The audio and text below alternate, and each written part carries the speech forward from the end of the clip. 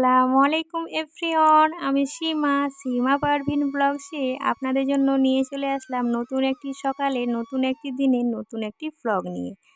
আজকের ভ্লগটি একটু অন্যরকম হতে চলেছে। আমার ছেলেকে তো স্কুলে অ্যাডমিশন করিয়েছি, তো সকাল সকাল ওর ঘুম ভাঙানোর চেষ্টা করছি, কারণ 7টার সময় ওর গাড়ি চলে আসবে আর এখন মোটামুটি বাজছিল 5টা 50।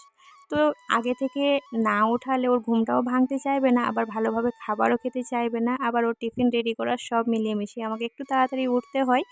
ওকে উঠাচ্ছি আর ও তো বারবার ঘুমিয়ে পড়ছে, মানে ছোট বাচ্চা তো ঘুম একদম ভাঙতেই চাইছে না। তারপর ফ্রেশ করিয়ে ওকে একটু দুধ খাইয়ে দিলাম। দুধের সঙ্গে একটা টোস্ট নিয়েছিল, কারণ ওটা খেতে ও ইদানিং বেশ ভালোই বাসে। টিফিন রেডি করে দিয়েছি, এবার টিফিনটা কোন টিফিন বক্সে ঢোকাবো তার জন্য চলে এসেছি আমার ওপরের শোকেসটায় দেখতে যে কোনটা টিফিন বক্স ওকে দেওয়া যায়। এই যে টিফিন বক্সটা বের করলাম, এটাতে কিন্তু খাবার অনেকক্ষণ গরম থাকবে, আর মিল্টনের ছিল, ভালো কোম্পানিরই ছিল। তবে এই টিফিনটা কিন্তু এখন আমি নিইনি, এটা দানিশ হওয়ার অনেক আগেই নিয়েছিলাম, কিন্তু জানতাম না যে দানিশের স্কুলে টিফিন বক্স হিসাবে এটা কাজে দেবে। কখন কোনটা কোন সময়ে কাজে দেয় কেউ বলতে পারে না। আজকে কিন্তু এই জিনিসটা কাজে লেগে গেল। তবে দানিশেরও ভীষণ পছন্দ হয়েছে এই টিফিন বক্সটা, কালারটাও ভীষণ সুন্দর ছিল। দানিশ বলেইছিল যে মাম্মি আমাকে চাউমিন বানিয়ে দেবেন টিফিনে, তাই ওকে চাউমিনই বানিয়ে দিয়েছিলাম।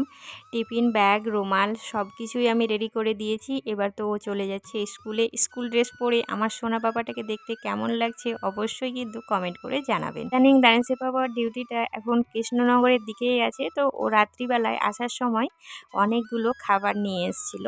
তো চলুন একটু আপনাদের মাঝে শেয়ার করা যাক। এই যে দেখতে পাচ্ছেন, এটা কিন্তু ছানা ভাজা, মানে শুধু ছানা ভাজা, খেতে কিন্তু বেশ ভালোই লাগছিল। খুব একটা মিষ্টি নেই, যাদের সুগার আছে তারা কিন্তু অনায়াসে এটা খেতে পারবেন।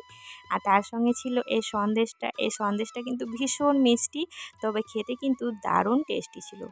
কোনো জিনিস কিন্তু কোনো জায়গারই খেতে বেশি ভালো লাগে। কৃষ্ণনগরে মাটির পুতুল যেমন বিখ্যাত, তেমন কিন্তু এই খাবারগুলোও বিখ্যাত। তারপর এই দইটাও কিন্তু সেখানকারই, এই দইটাও খেতে ভীষণ সুন্দর ছিল। আমাদের এখানকার দই আর কৃষ্ণনগরের দইয়ের মধ্যে কিন্তু অনেক পার্থক্য দেখলাম, কারণ ওখানকার দইটা খেতে আমার বেশি ভালো লাগলো।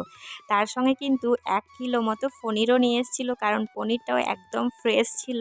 তো ভাবলাম যে পনির যখন নিয়ে এসছে তাহলে ছোলা ভিজিয়ে দিই, মানে এখানে মটরগুলো ভিজিয়েছিলাম, তাহলে বিকেলবেলার দিকে ইফতারের সময়ে পনির দিয়ে ছোলা বানানো হবে, তার সঙ্গে আবার লুচি বানানো হবে। আর এইদিকে কিছুটা ছোলাও ভিজিয়ে রেখেছিলাম, কারণ আমার শ্বশুরমশাই মানে আব্বু ভোর রাত্রে সেহেরিতে উনি কিন্তু ভাত খান না, উনি ছোলা ভাজা তার সাথে মুড়ি, চা এইসবই খান, তার জন্য ছোলাটা ভেজানো হয়েছে। আমার সোনা তো স্কুল থেকে চলে এসছে, কিভাবে পাঠিয়েছিলাম আর কিভাবে এসছে দেখুন, মানে বিশাল গরম লেগে গিয়েছে, আর সব টাই মানে বেল্ট সব কিছু খুলে ফেলেছে। এসেই তো ওকে একটু খাওয়া দাওয়া করিয়ে দিলাম। আব্বু এখানে লুচি নিয়ে এসেছিলো, সেই লুচিটাই ওকে খাওয়ালাম। এরপর স্নান করিয়ে চলে এসেছি ওপরে। টিভিতে যা হচ্ছে সেগুলো দেখে দেখেই করছে। আর আজকে কিন্তু স্কুলে ওদেরকে সাবধান, বিশ্রাম অনেক কিছুই শিখিয়েছে, সেগুলো এসে আমাদেরকে দেখাচ্ছিল। আর ওর পাপা টিভিতে চালিয়েও দিয়েছে, সেগুলো দেখে দেখে আমাদেরকে দেখাচ্ছে, মাম্মি এরকম করতে হয়, এরকম করতে হয়। ছোট বাচ্চারা তো অনুকরণ করেই চলে, বড়দের যা দেখবে সেটাই করবে, তার জন্য সবসময় বাচ্চাদের সামনে ভালো কিছু করাটাই ভালো। এরপর তো ওকে ভাত খাইয়ে দিলাম। রাত্রিবেলায় ডিম করেছিলাম, তার সঙ্গে ডাল। আমি চলে এসেছি রান্নাবান্নায় বিকেলবেলার দিকে। আমি কিন্তু আসরের নামাজের আগে রান্নাবান্নাটা করে নিই, মানে জোহরের নামাজের পরে রান্না করি, তাহলে আসরের নামাজ হতে হতে আমার রান্নাবান্না কমপ্লিট হয়ে যায়।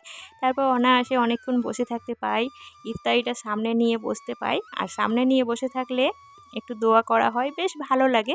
এই সময়টা যখন চলে যাবে আর কিন্তু ফিরে আসবে না। জানি না সামনে বছর আবার আমি রোজাটা করতে পারবো কিনা, আল্লাহ আমাকে বাঁচিয়ে রাখবে কিনা। দেখুন, নিঃশ্বাসে তো বিশ্বাস নেই, এই তো আমি শ্বাস নিচ্ছি, আবার মুহূর্তের মধ্যেই হয়তো শ্বাস নিতে পারবো না। আর আমার রমজান মাসটা কিন্তু ভীষণ ভালো লাগে। রমজান মাসটা ইবাদতের মাস, বেশি বেশি করে ইবাদত করব, নামাজ পড়বো, মানে সব কিছু মিলিয়ে না রমজান মাসটা আমার ভীষণ ভালো লাগে। রান্নাবান্নার পরে তো আপনাদের মাঝে কিছু শেয়ারই করতে পারিনি, তাই খাওয়া দাওয়ার পরে আমি আপনাদের মাঝে শেয়ার করেছিলাম। ওই তো ঘুগনিটা বেশ সুন্দর হয়েছিল, তার সঙ্গে ফুলকো ফুলকো লুচি।